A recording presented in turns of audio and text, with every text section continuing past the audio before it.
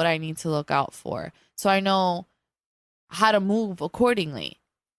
I don't want anyone ever feeling like they have to get information off of me for some reason and then they end up waterboarding me and I'm like, I don't know anything. What the fuck? I just want to know that what you're doing. All right. We gonna run through another one.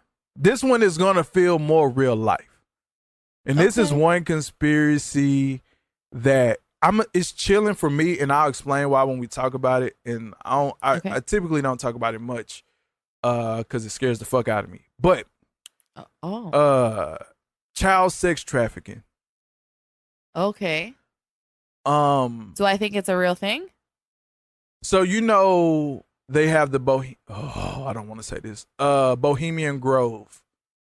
Yes. And what it is supposed to be this place where all these presidents and high power people go in and go fuck kids and shit. Like when they go kidnap kids, they go take them to Bohemian Grove and make them child sacrifices and this whole thing. And Bush had, there's a lot of people supposed to be a part of this deal. Now, do you believe that part? Do you believe in the possibility of child sex trafficking for sacrificing to I don't know if I necessarily sign to that thought or that conspiracy, but you mentioned the same exact verbiage that I mentioned originally at the beginning of this episode, which was the possibility. I think that conspiracies, if you're a conspiracy theorist, you should always be of the thought that there's always a possibility for this to be factual. So I definitely think that there's things that a higher society that we're not necessarily aware of, whether you call it Illuminati or whether you call it this, Freemasons or these secret, exclusive members only type of, groups. I think that there's definitely things that they do within themselves that maybe we're not privy to. But whether it is human trafficking, child trafficking, whatever the case may be, I don't know. I can't say yes or no, but I definitely agree to the thought that there's definitely something that's happening within secret societies that we're not aware of. There's definitely I secret hope, societies. because that defeats the whole purpose of the secret word. I shouldn't know. That's facts. But I'm gonna tell you why this trafficking thing. And it takes us right back to Jesse Smollett and Subway. Jared from Subway was, we all know Jared from Subway. He was arrested for having child pornography. Right. You heard of this, I imagine.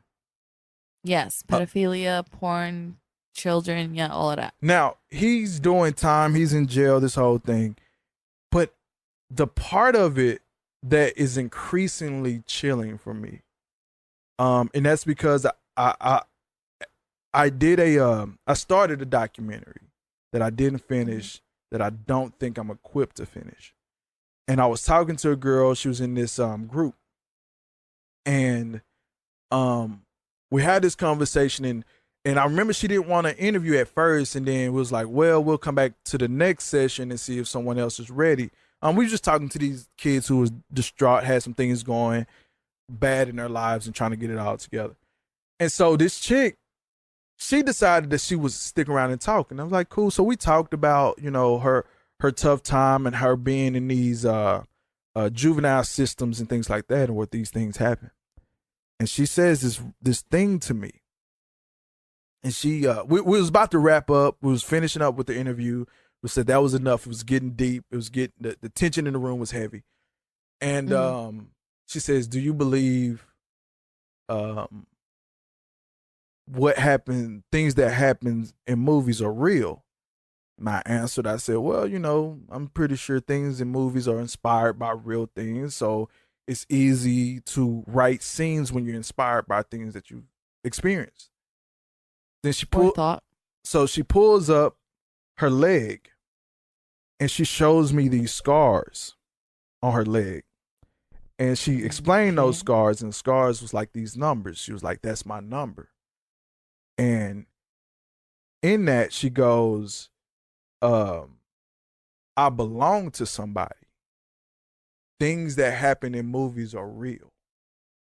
And What? and she said and I'm gonna shorten this part, but she explained this incident where she had to make a decision that was the decision of her freedom from the person that owned her. And it was like, the question was, do you want to die? And she said no. What? And they shot her friend in the head, the girl that she came to this building with. And she was basically a victim of human trafficking. And this girl's like 17 years old. And like that shit, like for me, when I'm interviewing, I hear stories like this, I can't show any emotion because I don't want to guide them into how they feel. So I'm sitting there, my fucking mind is blown, straight face. I got video of this whole thing. And I'm straight face. I'm just hearing it. I scratched my head and like everything about, like my whole fucking shit was rocked when she said that. Cause I mean, and basically I walked away, we had the video footage and I'm sitting up thinking like, I can't, like, what do I do with this? Like, I can't do anything with this because I don't want to show her face because she just told a story about this thing and who knows, she's so young, she probably don't know that she did a bad thing. Or maybe her freedom is free. Maybe she free. And so fast forward, that took me to this Jared thing.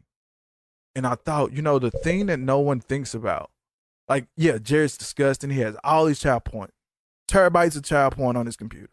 Terabytes is a lot. Y'all do video now. So terabytes is a fucking lot of video.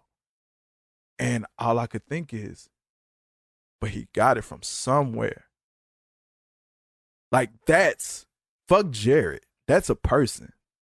The investigation has to go further to who he got it from. We don't never hear that story. When it comes to that kind of shit, we never hear the story about like where that person got it from or how he obtained it, because it came from somebody. He wasn't just sitting up. I've looked at a lot of porn. Never fucking ran across child porn ever. R. Kelly, but that was back in the day. But that was that we didn't know. Not like that. But like not like that. But like to have, and that was a girl that's what, 16, 17. So that was like almost of age.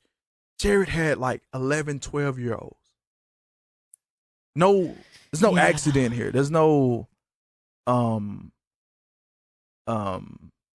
assumption of maturity here. But for him to have it meant someone possessed it before him. But we never hear the story about that. And that took me to like, yo, this conspiracy now looks a whole lot different. Yeah. Because you can't take the possibility away from it. Yeah. So I think this is the first time I ever went that detailed. But yeah, like that is one that like really, it gets me a little bit because it's like, it came from somewhere. Like he didn't just, unless he was making them, it came from somewhere. Yeah, I don't know. Like, I maybe it's me being naive in the thought that I don't want to think that